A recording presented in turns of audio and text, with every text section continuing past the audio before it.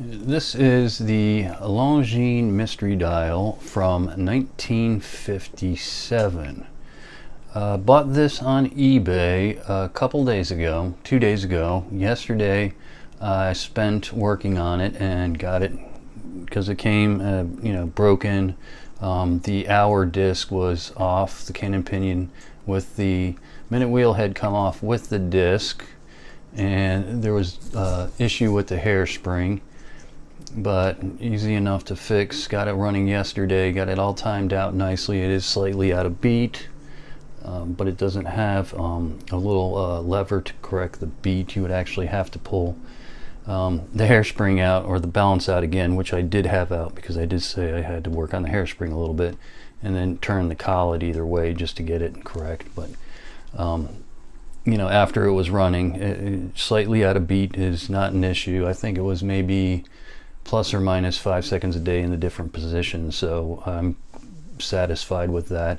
And the reason that I got this primarily is I did have this watch once before, not this exact watch, but I did have one of these that I bought when I was a kid, and it wasn't working at the time, and I started fiddling around with this. This is before I had any experience with watches. I was just fooling around and probably made a mess of it. So I don't know.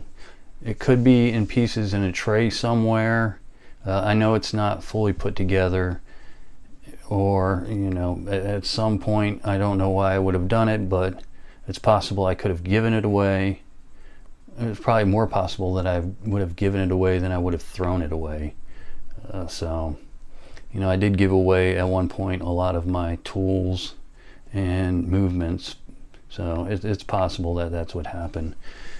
But this now, what I'm trying to do is, instead of just buying lots, which I'm not going to stop doing, I can't imagine that, but I'm focusing on the watches that I had when I was younger and no longer have.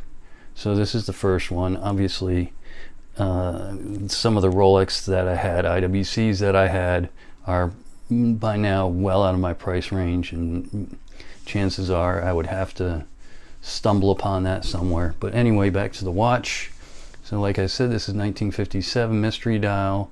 The case size on this is 32.4 millimeters. It's 10 karat gold filled. Lug to lug is 37. Lug width is 18. And then the thickness is 10.4. And you can see it does have a very high domed acrylic crystal on there.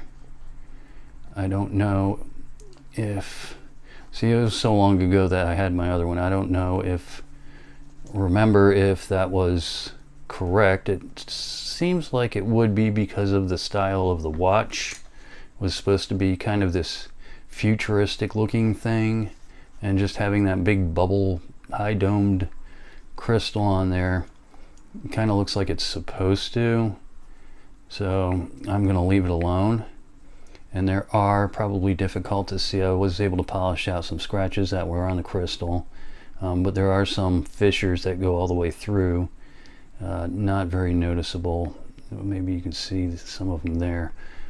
But anyway, so there is the back. The only thing written on the back is 10 karat rolled gold filled. So yeah, there it is. So just take a look at the movement.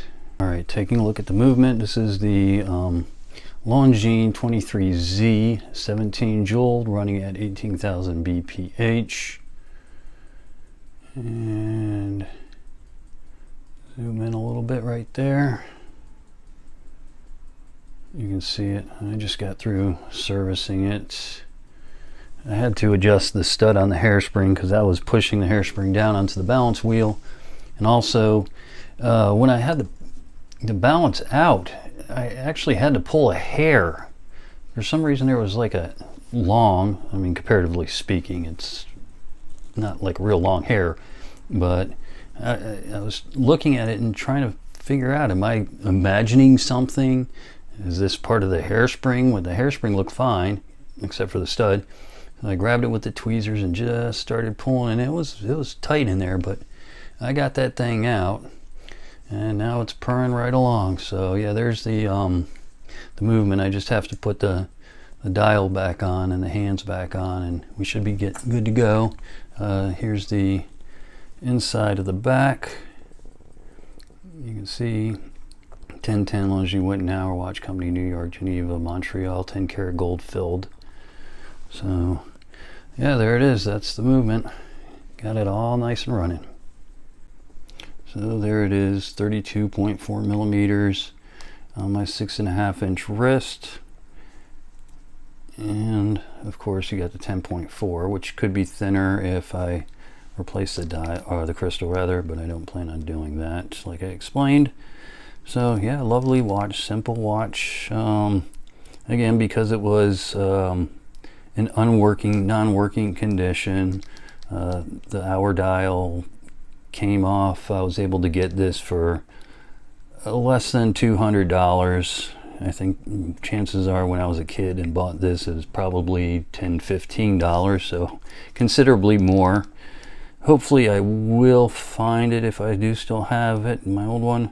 But anyway, yes, most of the other ones, they made these in automatics. They had, some of them had diamonds, which I think are real gaudy. Now this is the one I remember, because if you look at the automatics instead of just having this arrow here, will have a star. So this I remember is the one that I had, was the manual wind. But you know, really nice looking watch. It would be nice if it didn't have that patina on it, but beggars can't be choosers. Again, these were the other ones that were in working condition were considerably more, so I was happy to find this one at the price I did. So anyway, there is my Longines Mystery Dial from 1957. If you like this video, just click like, subscribe. Thanks for watching. Bye.